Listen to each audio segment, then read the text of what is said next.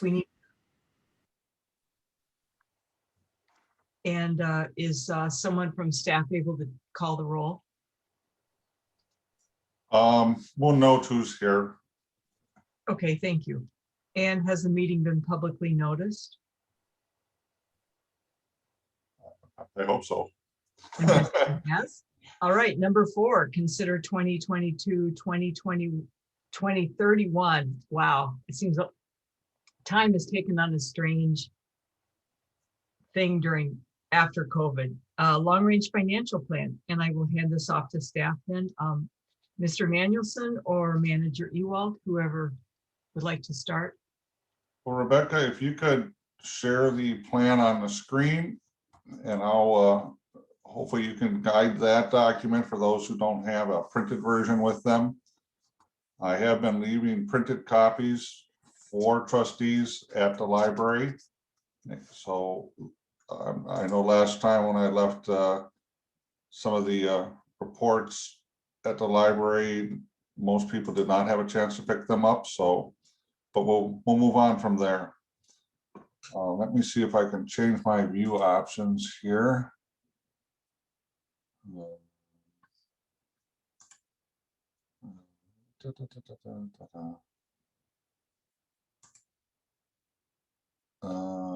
Okay, well, we'll work it out.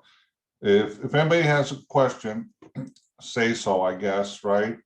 I'm you know, we're all a little bit limited on the number of people we can see on the share screen view.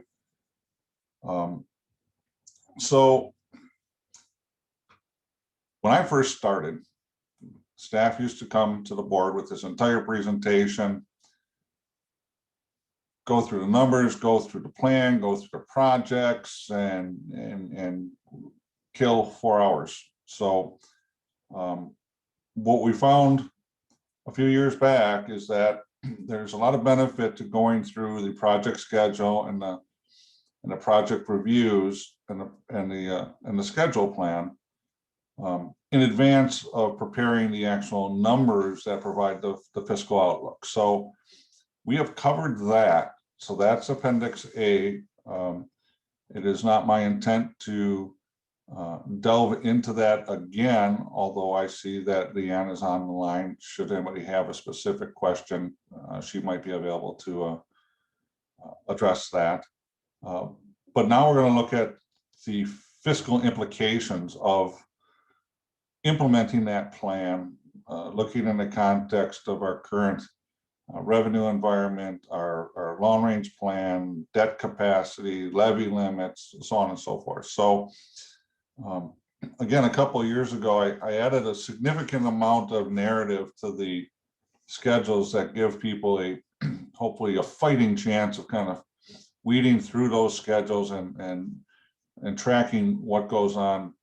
But you know, I think it's something we need to go through together. I'm happy to comment on what I see. I'm happy to take questions on that. So if we can kind of jump right to page 3 then. You know, overview, 100-foot view. So again, this is a fairly detailed plan, but it's not supposed to be etching in stone anything. It's supposed to give context for the types of things that we're going to see in future years, given the project schedules, the implementation timelines, and all other things that are happening in this plan. You know, there's our 6 key indicators there. You know, that's what we're trying to address in this aspect of the plan, with all the various schedules that all impact various elements of these key indicators. So next page, please. So this is our first table, which looks at the tax levy supported debt service expectations in the 10-year time frame here. So line 1 starts out with our existing debt. That's what we've already got on the books. Line 2 is the tax levy supported debt service that we expect to encounter to implement the long-range plan project schedule as outlined. So that gets us to a total. And then we put some meaning to that by lines 4 and 5, looking about percentage change, dollars change, what the gross debt service per household would be on line 6. But I did highlight in red the 2025 total projected debt service. That is our current projected peak. So we did have a significant increase in debt service in 2017 that was the impetus to launching the concept of using general fund reserves for debt service stabilization. Otherwise, there would have been a dramatic increase in debt service tax levy in 2017. And we did have those general fund reserves in excess of the required 30% available to us. We knew that there would be a sunset to that, so that's not something that's going to carry on indefinitely, so long as we have a consistent planned increase, a managed increase in debt service, which we used as 5% as being a benchmark for that.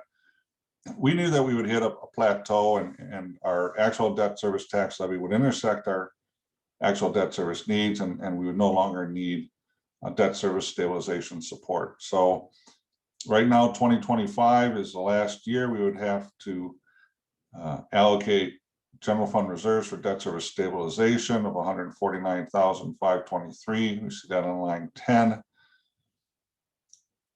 And from there out, debt service is fairly steady or even declining. But this is a dynamic document. We'll have to see how this gets updated for the next several years and see what those trends look like. Any initial questions on that aspect of the schedule? I have one, Mark. So when we talk about the gross debt service, that includes the utilities, or is that just the village, strictly the village? You know what I'm saying? As opposed to a utility bond debt? Yeah, no, that's the tax levy debt service. So just the tax levy. Does not include TIDs. It does not include utilities. Thank you. So one of the things that I thought was worth mentioning on line 13 is the fact that utilizing the general fund reserves to stabilize debt service reduces the amount of taxes that need to be levied to meet those debt service needs. So at the very bottom line, let's call it 13B, it quantifies that each year and the amount of savings that we would otherwise have had to put on the tax levy if we had not used debt service stabilization. So again, these are reserve funds, but they were put to what I feel to be a fairly good use, and it does result in savings on the tax levy for future years because we're using reserves instead of raising new taxes. So if there's no questions on this page, we can just go to page 5 then, which is our chart.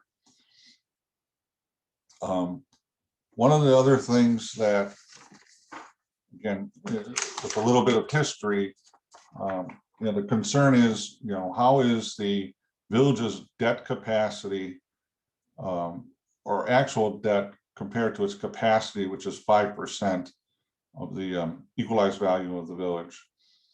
So, I don't go back to 2010 or 2012. I go back to 2018 here. Kind of a 5-year back, 4-year back, and then look forward. But levels used to be higher for TID, for general fund. We're getting to the point now where we are plateauing, paying off debt that was incurred years ago as we were completing a lot of the infrastructure projects in the mid-2010s. So we have a really, I think, a positive looking chart here that shows that our debt is declining. Our general fund, which is the bottom category, should start leveling out at about 1% of equalized value, given the current identified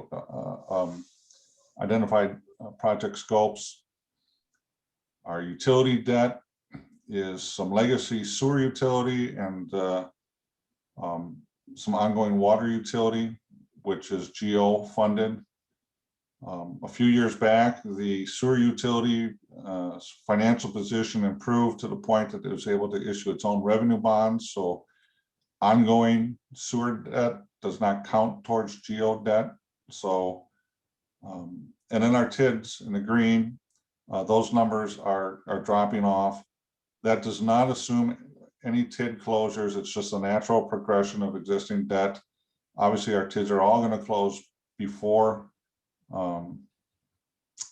their final debt service requirements. So as that happens, those debt obligations will be paid off, and those green bars will ultimately disappear in the next 6 or 7 years. So I think that's a good trend. The village's target for general capital debt service is 25% of debt capacity, which is 1.25%, and we should hit that in 2023, and that's achieving our target. You know, the maximum is 50% of our capacity, and we're well below that at this point. So again, over time, we've made progress in the right direction, and I think this is a good illustration of that. Hey, Mark. Yes. How do the debt levels pictured here compare to, what we see in peer communities or relative to other communities in the state? I mean, are we at the high end, the low end, somewhere in the middle? How would you characterize that? I would have to look that up. I don't have any data available on that, but I know that there's debt limit reports out there at the state level. I can download one of those and drop you share a perspective on that either later this week or sometime next week, if that's all right. Yeah, no rush. I'd just be interested to see what that looks like. Thank you. Sure. And Mark, I have a question again. For some reason, I'm having trouble understanding the utility debt. So we have our sewer utility and we have our water utility, and they're separate from this GO debt, general obligation debt.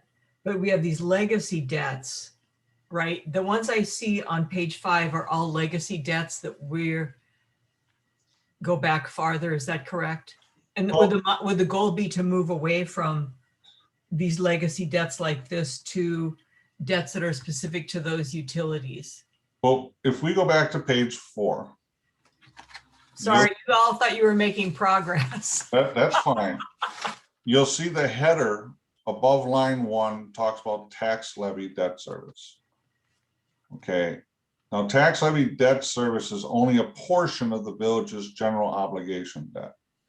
The village, that's the blue portion on the chart. The sewer and water utility debt and the TID debt is not tax levy supported. So that's one of the differences between the two charts. So if we go back to page 5, that blue portion is the tax levy supported debt. The center portion is utility. And again, up until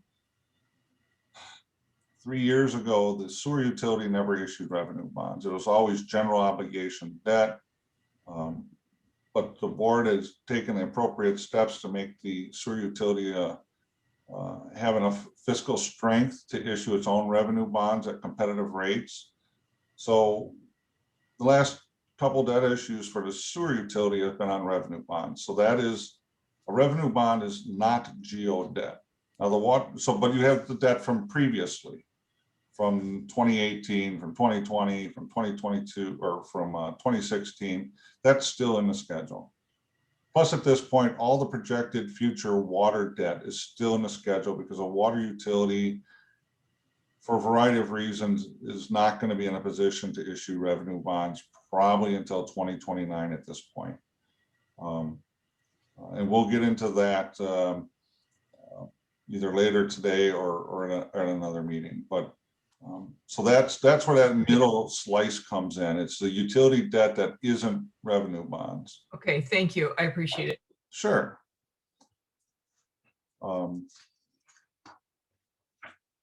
Levy limits, that's fine. So that's a little narrative here, and let's go to the numbers page on page 7. So one of the things that the village is always concerned about is reaching their levy limit, from which will further restrict the village's decision-making latitude as far as, what services to provide, how much levy can you get into, what capital projects can be done that aren't bondable. We've had the good fortune over the years to have two things happen for us that makes this picture the envy of many of the communities in the region. The first thing that happened is we had a quality financial advisor when levy limits came out that helped the village maximize the preservation of their capacity. And that is done by only claiming what you need on the paperwork. So without getting into a lot of details, that was great advice. The other thing that helps is that shortly after the levy limits were set into place, the village did experience significant economic redevelopment in all the TID districts. All those redevelopment projects gave us additional capacity under the rules of the programs, additional above and beyond what the village's general tolerance is for increasing the levy. So we built up a reserve capacity because of that. The village has not taken full advantage and not levied the limit. We followed this moderate, on line 10, this moderate plan, sort of 2%, 2.5% guideline at times when we were eligible for 5% and 6% increases under the levy limit. So we've built up a reserve capacity as shown on line 11. So levy limit is not typically the challenge for the village, but it's important to understand that we've got some reserve capacity to be able to respond to unforeseen situations that would require an increase in the levy to some degree above what would be typical in the community. So unless there's any specific questions on that, that's really the takeaway. Is there a time limit on this this bank of built up reserve capacity? No. But I can't believe the state has allowed that. Right? I mean, well, they have some pretty specifically defined objectives, and we're meeting those objectives in the long term. Again, it was our good fortune to have a lot of redevelopment that gave us more capacity than we were using, and we had sound financial consultants making sure we filled out our reports with the state in a manner that preserves that capacity for us in the future. And yeah, unless they change statutes, there's no reason to believe that this is going to change. And so this will decrease to, the $2 million 2021 will be down to a little over $500,000 in 2031. Is that correct? And without a TID, do you really have any option for that for increasing that capacity? Like the building on Capitol, the Sun Seekers, is that something that would give us capacity? Well, it'll give us growth. So on line 6 of this chart, you'll see in blue highlighted 0.6% growth. That increases our levy limit. So any growth in future years increases our levy limit capacity. So let's say the Sun, I have no idea what the Sun Seekers building will cost. So I'm going to come up with a hypothetical because it'll help me visualize. Let's say it's $1 million building. can you tell me, just generally speaking, how that would affect the Shorewood financial situation? Well, any redevelopment from a levy limit perspective is positive. It adds to the tax base, gives us additional capacity. What I can tell you in broader strokes is if you look on line 6, you'll see that there's a bunch of zeros in 2023, 2024, 2025. So this is what I would consider a worst case model, because we know we're going to have some economic growth. Just basic renovations, home improvements generate, 0.2%, 0.3% economic growth in our community over time. Does that even include residential? Yes, it does. So I'm not going to try to break out a crystal ball on this, but going forward, we will plug in those numbers as those years come closer. We will adjust for our actual tax levies from previous years. And again, just keep a forward-looking outlook just to make sure that, the board understands when we get to a point that's maybe 3 years out and those numbers start getting close to zero, that we need to evaluate how to manage that and how we're doing that. Right now, again, I think we're in pretty nice shape for that. Again, this whole forecast assumes 2% growth in tax levy plus 5% growth in debt service stabilization through 2026. And then 2% thereafter, no increase in debt service. Our debt service actually kind of floats with the actual at this point. So yeah, a real good outlook. We're not going to be typically hamstrung by the state levy limit if our current trends continue for the next 5 to 10 years. Mark, just for a historical perspective, for how long have we had that kind of flexibility? Well, for at least 10 years. Okay. When I started with the plan, we already had built up a significant increase. And again, as these $20 million projects on Capitol and along the river and the Light Horse project and Edgewood condominiums and Metro Market and Mosaic come in, those move that needle significantly. But the village has always been fairly, a lot of austerity about, the amount of increase in tax levy that was going to be acceptable in the community. So when our growth outpaces our actual tax levy, we just build up those reserves. So again, any major development that comes in the next few years will add to that. A couple $1 million project still adds. It's a $20 million project adds more. So in a tune of a $1.8 billion assessment base, an $18 million project is a 1% increase, or a cumulative impact of $18 million of improvements, be it residential, commercial, was a 1%. So that's kind of how that's going to work. We just there's a certain amount of background, and then there's, of course, I think Shorewood is still a pretty a lot of vitality in the community, and I think that we're going to continue to see people interested in doing things in Shorewood, in the future. So, got it. Thanks for the context. Sure. So, Mark, in other words, an economic growth is another word for increase to the tax base? That's correct. But it's not due to reassessments, it's due to new construction. Ah, got it. Thank you. Yeah. Changes to assessments don't change the numbers, but new construction, be it home renovations or commercial renovations, that changes it. Or like if somebody takes a double lot and sells off part of it, redevelops. Yep. One of the lots. Mm-hmm. Yeah, that's new construction for sure. Of course, when somebody knocks down a multi-million-dollar house and it sits there for a while, that's a loss of growth. But I think everybody's pretty hopeful that those types of things are are interim in nature. So next page, please.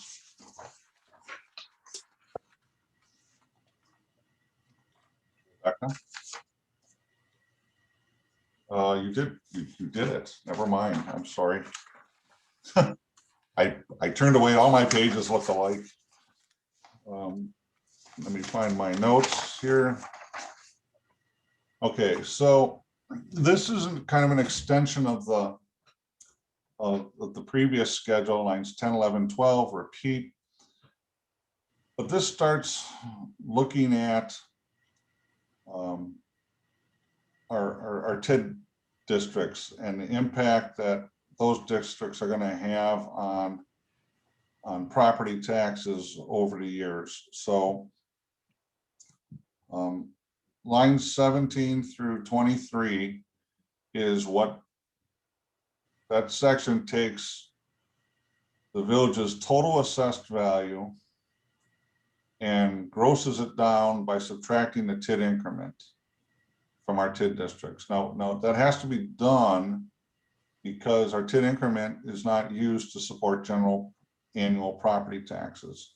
That increment stays within the district. It does not go to the underlying district. So when you gross down that number, that is the actual assessed value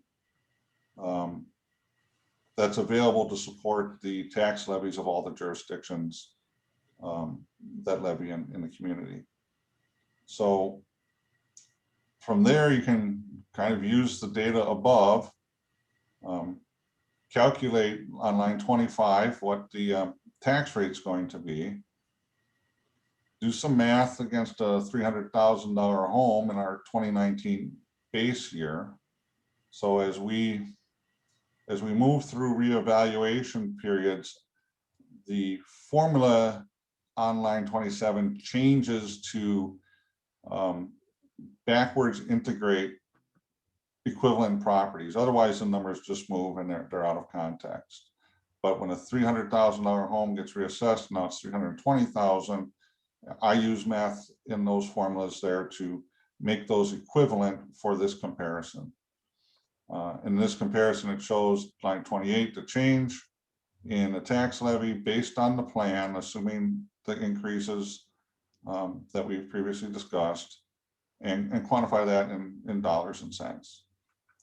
And then I do a little extra work on the bottom of lines 30 through 33 and kind of extrapolate that to village-wide impacts and changes and how much of our potential tax relief is currently in our TIF districts.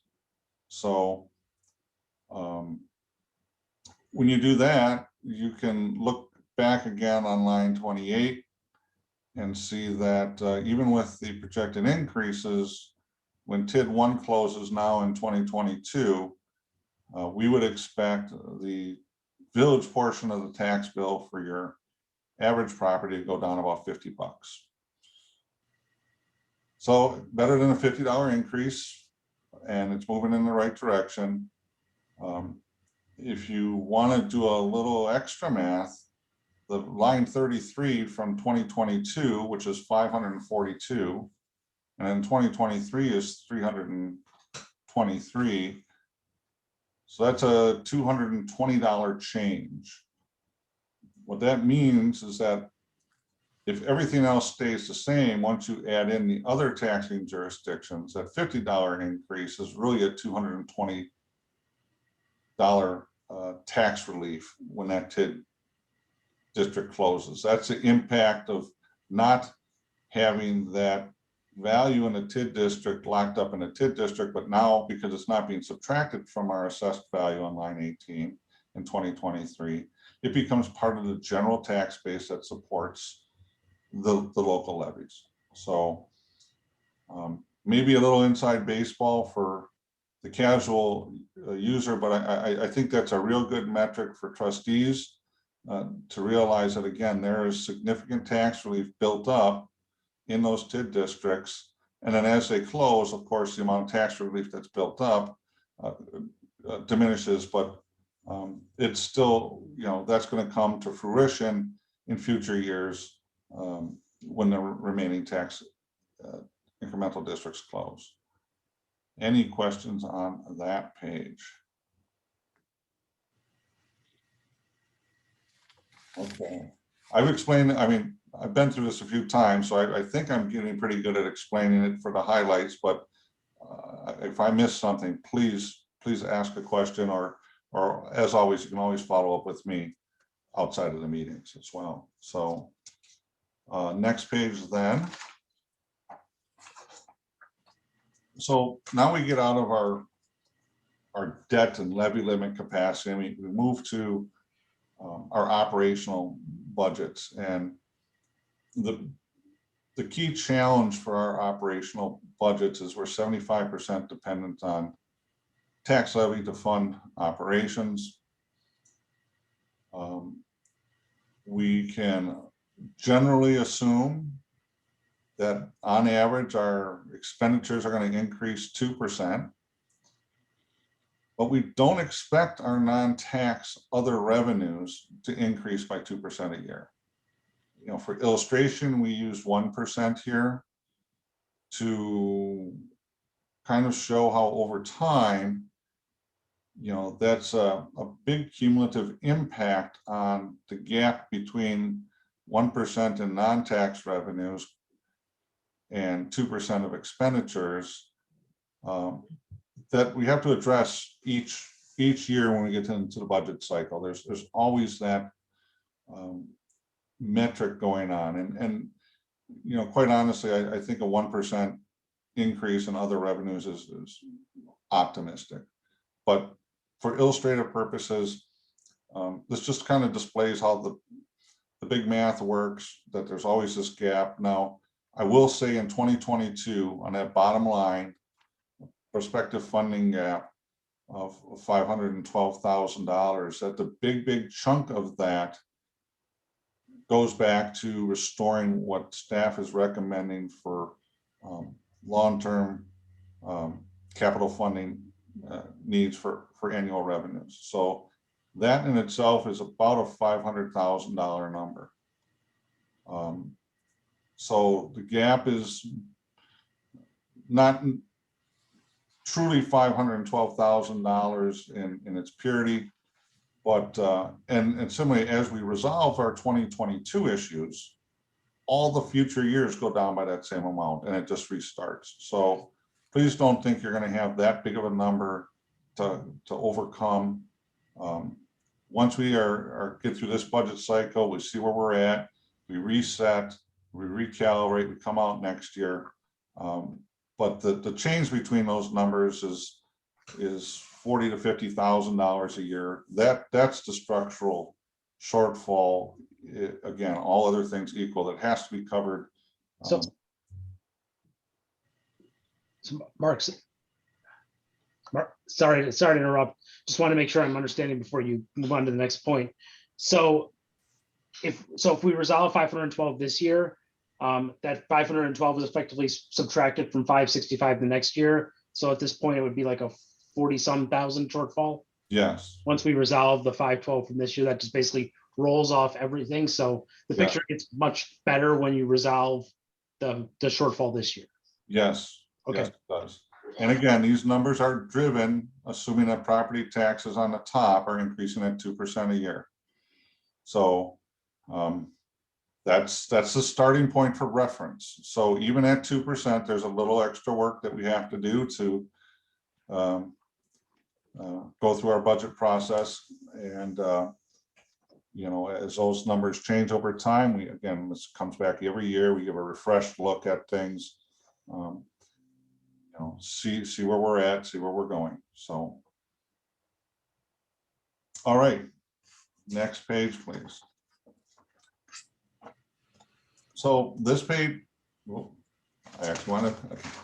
So again, you know, we've got two types of capital projects: our annually funded capital projects, otherwise pretty much non-infrastructure, funded through property taxes and other annual revenues.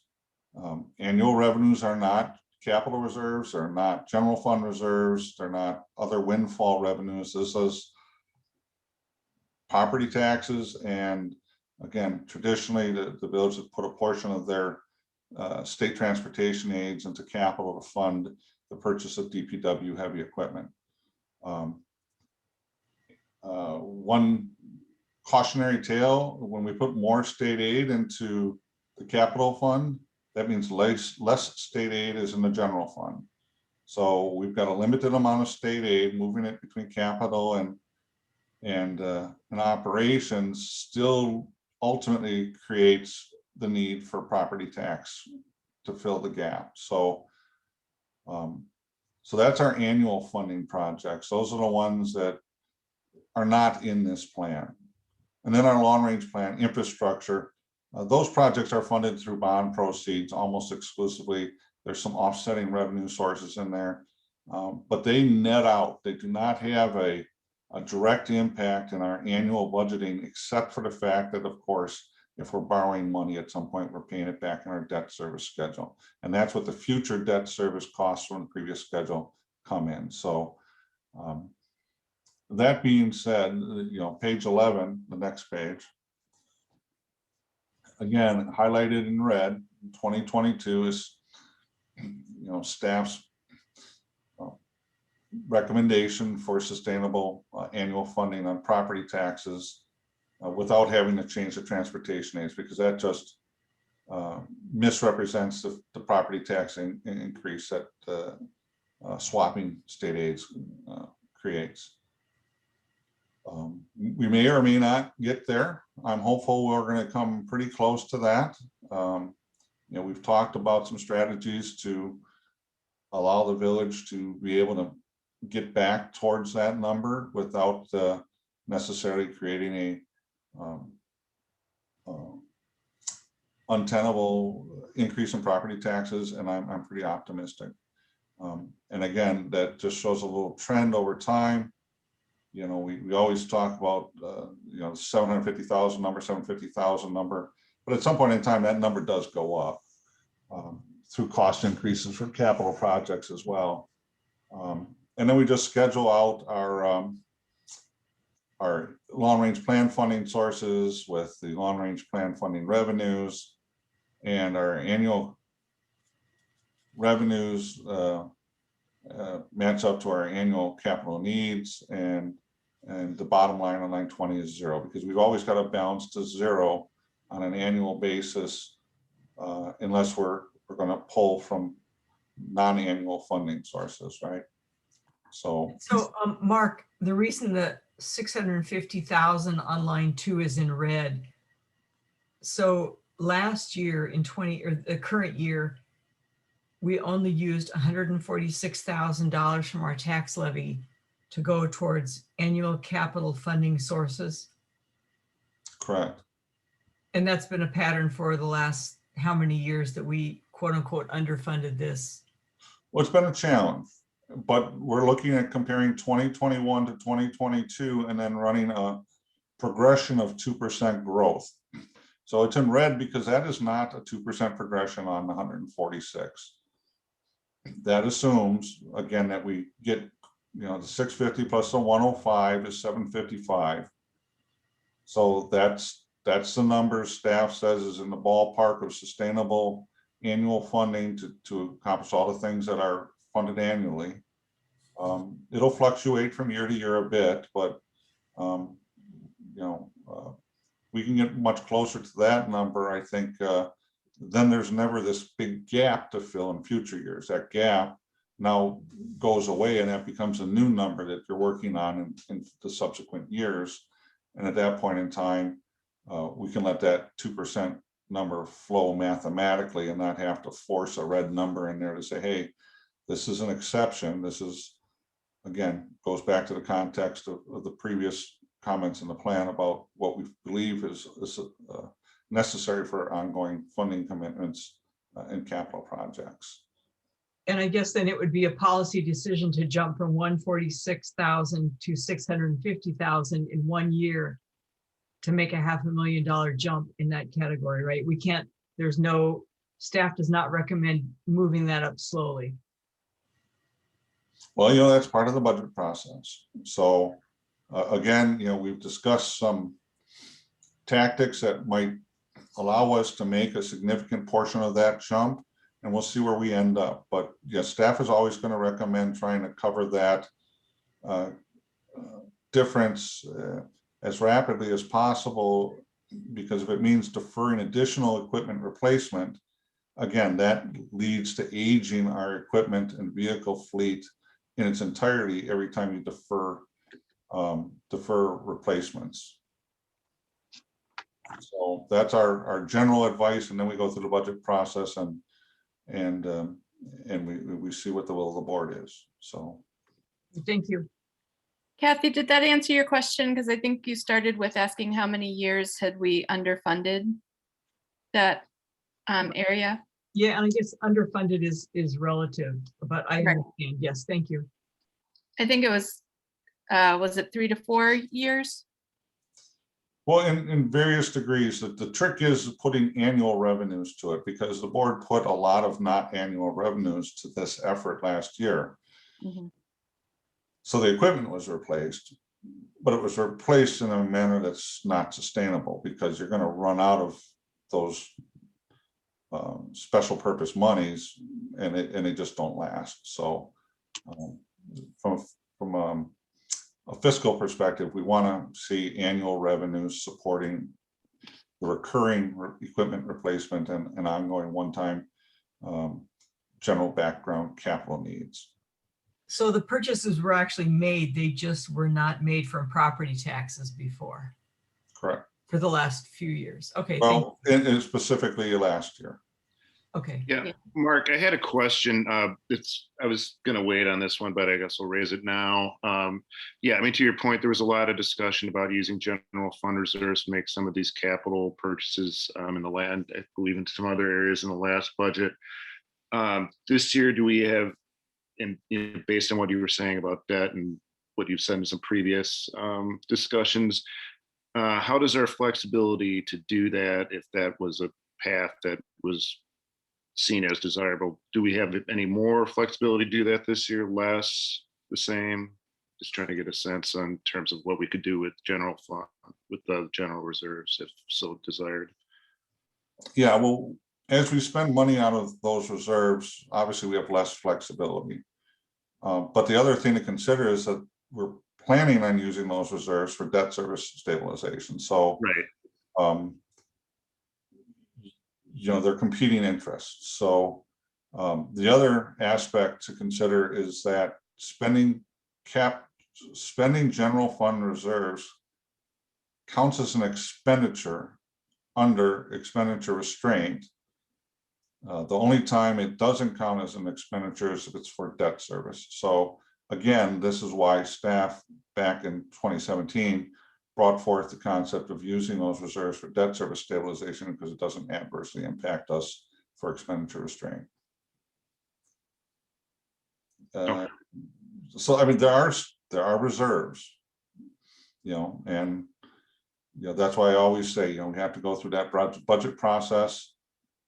This is really just the framework from which everybody can kind of start thinking about where we are at, and again, hopefully some of the long-term implications of various possibilities that the board can choose to implement. And where are we for? What do we expect to see in terms of general fund reserves for this year? What's the level at for heading into this budget? That was on page 4, I believe. Let me 1.15 million. Yes, that's line 9. Yes. Okay, thank you. Yes. Thank you. Okay, that's my question. Thank you. Sure. Then we get to page 12. So historically, this was a source of a lot of discussion. We had active TIDs, the projects weren't fully completed. There were hypothetical, projects being contemplated. At this point, all of our projects in all of our TID districts have been completed. So as far as the underlying model for their creation. So TID 1, I've got a red number there in 2022. That was, my guess. The assessing data is not available when these charts were prepared for projections, so they're just placeholders. But they're not going to vary enough to throw off the big picture here. So 2022, we're looking at somewhere, oh gosh, I can't even read those small numbers, 2.4 million in prospective revenues to be used for affordable housing and other home improvement programs per state statutes. So the number on 2021, the 1 million, the difference number, the 1,374,000, that's the money that gets split up between the underlying jurisdictions as residual TID proceeds. So everybody gets a pro rata share of that based on their tax levies. Right now, the village would get somewhere about 25% of that. So that's, I don't have those calculations handy, but those are pretty firm numbers. So they shouldn't deviate more than $20,000-$30,000 off of that projection. So TID 3 on the next page has a little longer outlook. The village has a financial commitment in the Sherman project, which is the Oaks. They did not ask for money up front from the village. They asked for a developers agreement that returned to them their TID increment for construction financing as a guarantee against the loans that they were taking out and the equity that they put into the project. Based on our current modeling, looks like 2027 is the year that is potentially going to close. Perhaps 2026, depending on property appreciation factors and tax rate factors, of which, we're picking numbers there. 2% property appreciation, tax rate at 1.5%. The mandatory close for TID 3 is in 2035, so we're 8 years ahead of schedule. There is very strong position there. The number in red for taxes in the center pink column, the single column, 28.76, that number changes because that's when TID 1 closes. That impacts the calculation on the other TID districts, but just in case you were wondering why that number was red. So I do try Can you to explain that again, Mark? What did the other TIDs closing affects a different number on page 13? Yes, when TID 1 closes, it impacts the tax rate. We Sure. we talked about that, providing some property tax relief. But the tax rate is also what drives the increment for the other taxing for the other TID districts. So so I put that in red, which means it's just it's a hard-coded number based on a different calculation. It's not based on the factors set forth on the top of the table. TID 4, same scenario. We're looking for 2028 as being the currently projected closing period for TID 4. It's not required to close until 2038. Again, very favorable, assuming some pretty modest factors for property appreciation, tax rate appreciation. So again, on all these projections, staff tries to be reasonably conservative. If you get too aggressive and you start generating numbers that say it's going to close in 2026 and then that doesn't happen, nobody's happy. So we're trying to be reasonable but yet conservative. The long-term history for property appreciation in our community is well over 2% a year. It's closer to 3.5%. And the tax rate appreciation is probably closer to 2.5%, but we're not going to project on those numbers. So again, as we get further down the timeline on each of these, those numbers get updated with real numbers. The window that they're projecting on gets shorter, and therefore the accuracy improves with those projections, and the variance between, you know, the projections and what the future may hold gets narrower and narrower. So again, that's fully built out. That's our Light Horse project and the Walgreens, and that valuation on that is very solid. So next page is TID 5. Here I have a red number in the purple section, other expenditures, 2.5 million. That is our prospective North Oakland Avenue pavement replacement program that we just moved from 2022 to 2025.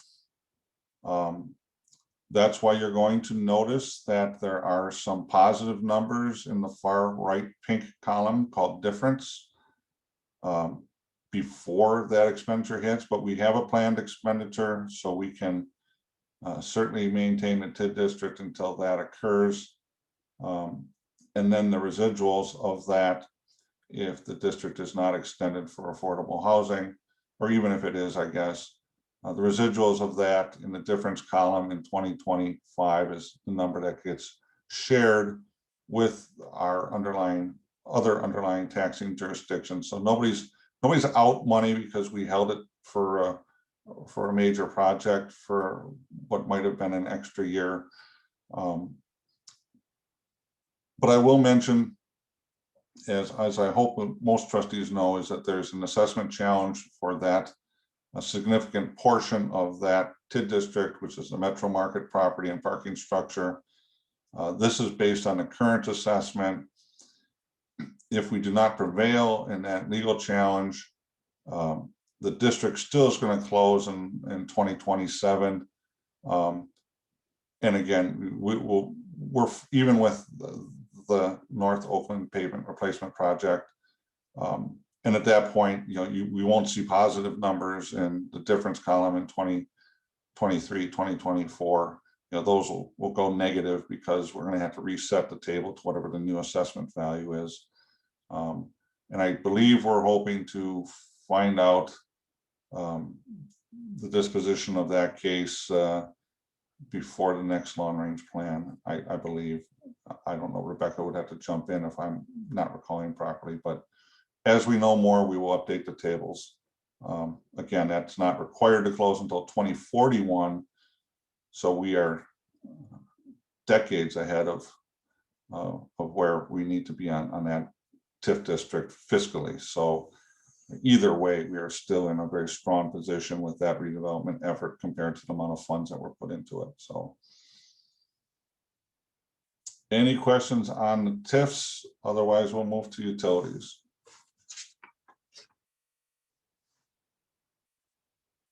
Great. Just some narrative right there, kind of sets the table for generally how our parking utility operates. The next page is the numbers. So as I think everybody's aware, we made some pretty significant changes to our parking program last year. So I have reset to projected 2021 numbers and extrapolated forward. I did not build in any rate increases on line 15. It's a little different scenario than our water and sewer utilities. These are not highly variable costs. But I will make mention that the bottom of the table, estimated year-end cash position as we go through the years, goes negative. Right now, we've got about 430,000 of cash reserves in the parking utility, but our projections are showing on line 12 that we're going to be losing 40 to 50,000 a year under current methodology.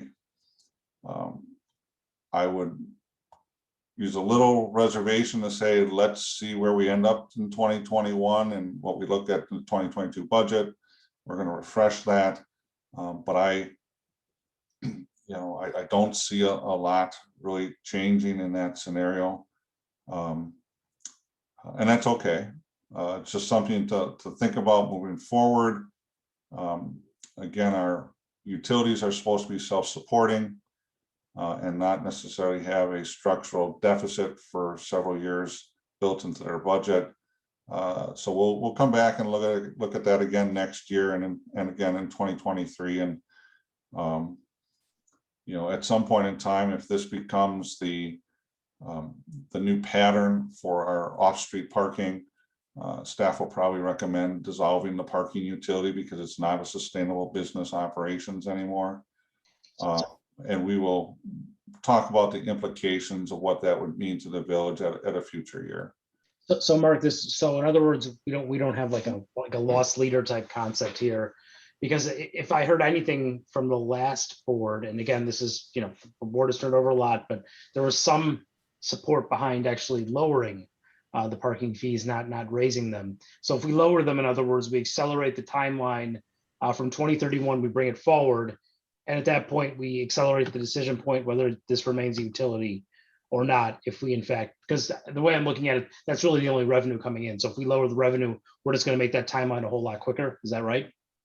Right.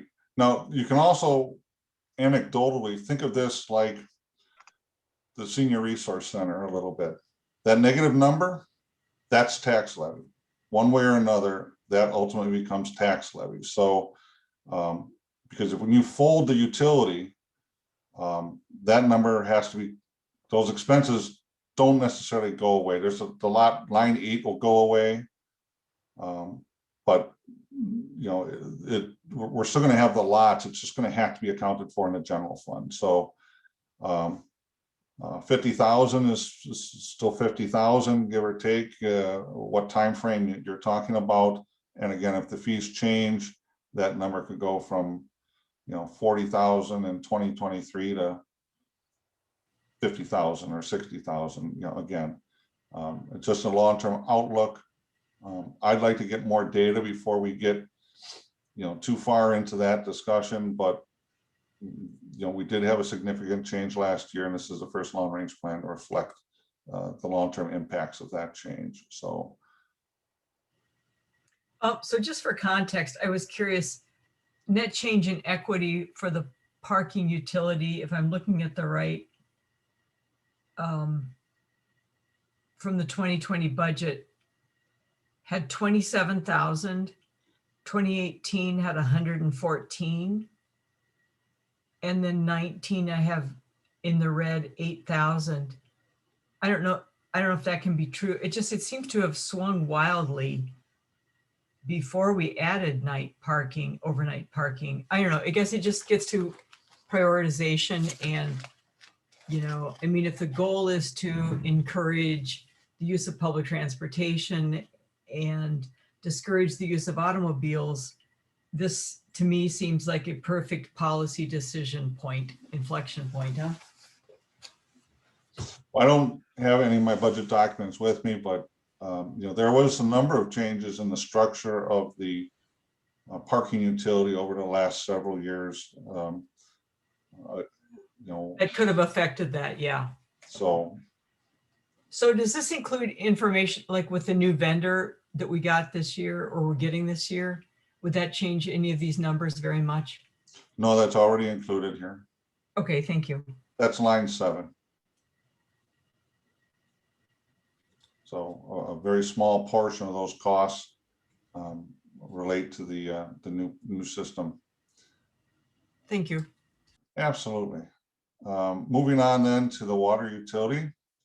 Again, some background information on where we've been. The table here shows the math of the expense stream. ultimately, based on the expense stream, I have a whole nother set of staff worksheets on that I use to evaluate the potential rate increase that would be, in this case, we would be eligible for under the PSC regulations for the water utility on line 15.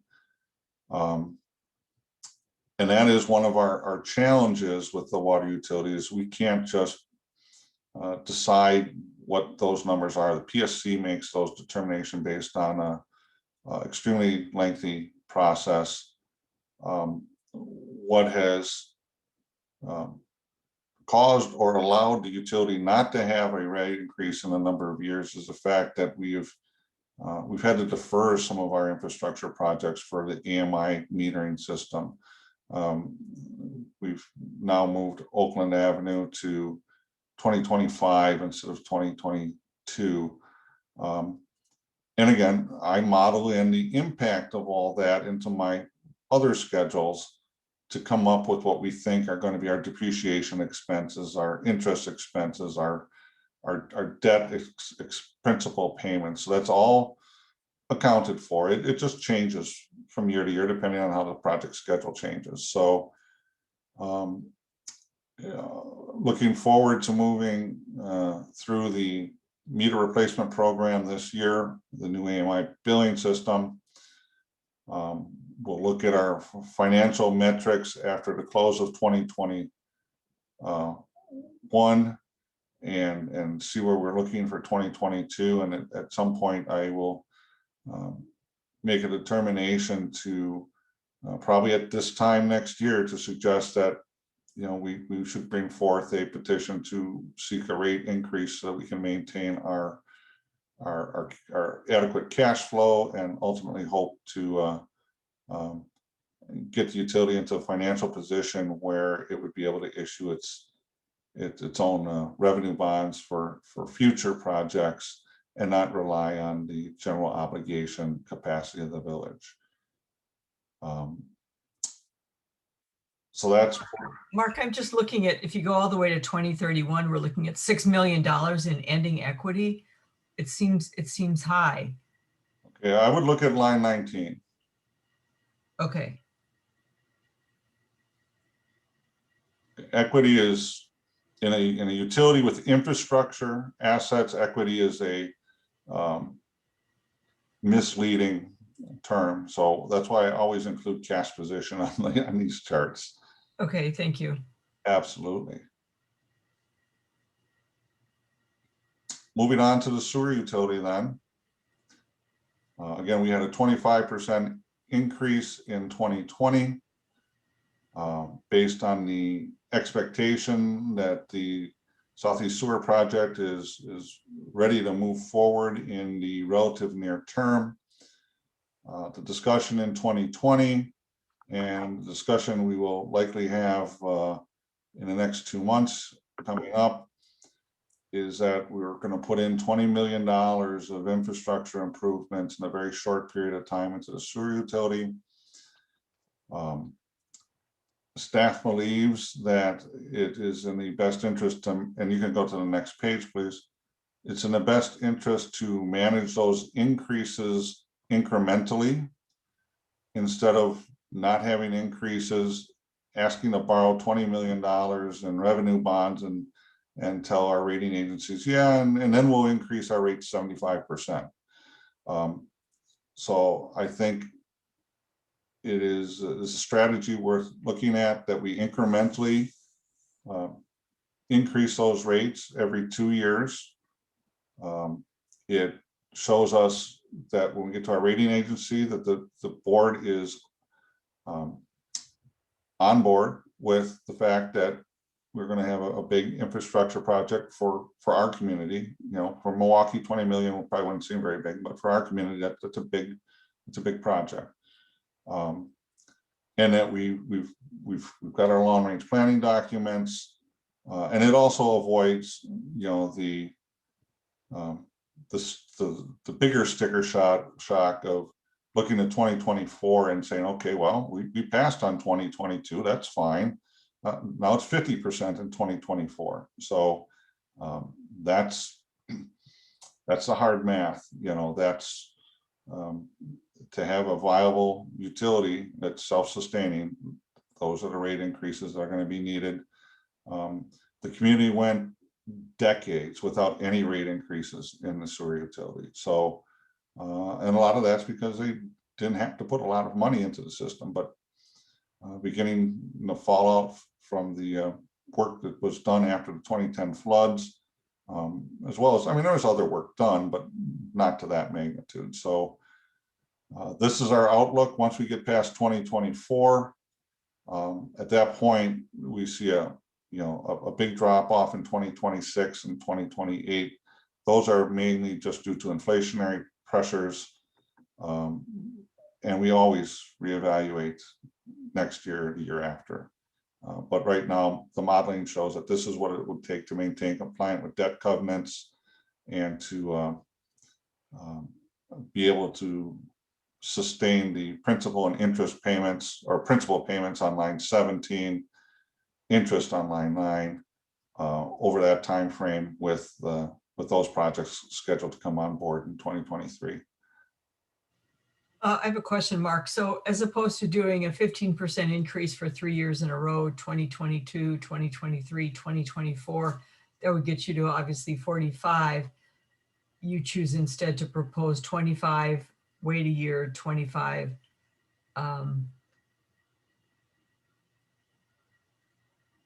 Yeah, well, and there's a method to that thinking. If you go back to the water utility, you'll see that and that's back 2 pages. In odd years is when staff tries to target any necessary increases in the water utility. So again, the goal is not to have both water and sewer have rate increases in the same year. Got it. Thank you. So again, hopefully, managed growth in rates is more palatable than a big super chunk at any one year. So that is how the modeling is prepared. Obviously, the board needs to consider those as we would bring forth resolutions to either go to the Public Service Commission or to modify our ordinances for sewer rates. So Thank you. absolutely. Next. So this is a summary that staff has done. We do a survey of these communities, try to figure out what their water and sewer rates are. Do they have any stormwater fees, refuse or recycling fees? And then show what the total impact of all those fees is on a quarterly basis and where Shorewood ranks in that perspective. So right now we're very close to the bottom of that. That is going to change, unfortunately. We have a lot of work to do. If the board decides to go ahead and move the public fire protection fees to the utility bill instead of the tax bill, as is the case with all the comparables on this page, that'll make the village's costs more comparable to those other utilities. And staff has said that that's going to be $80 to $90 a year. So that takes the water rate at $247 a year and makes that $325, $330 for water. We've talked about this pending sewer work, so that will have a similar increase. We don't have any stormwater or refuse and recycling surcharges, so we'll probably be into the middle of the pack this time next year, depending on the actions the board takes. So still nowhere near the top, but we're not going to be able to stay at the bottom with all the projects and other financial contemplations that we're looking at right now. Take that in context with the tax rates from the previous pages, and we get to the bottom of the box for 2022. saying the total fiscal impact of all these changes for 2022, we expect to be about $107 per household. 2023, those numbers go negative, minus $26. And again, that's largely due to a decrease in the tax rates due to the closure of TID 1. But then as we talk about 2024 coming up with another increase in the sewer utility, and all the other items we've previously discussed, again, just to kind of show how those numbers move around. And again, as we get out into the longer outlook, those numbers diminish. We've completed all of our major sewer construction, so we don't need to increase rates to establish sufficient revenue to pay for those debt service projects. And some of our TID districts, or smaller TID districts, start closing in those timeframes. So again, we refresh this every year, just again, a 100-foot view of the generalities behind the total impact of all of the items in this schedule.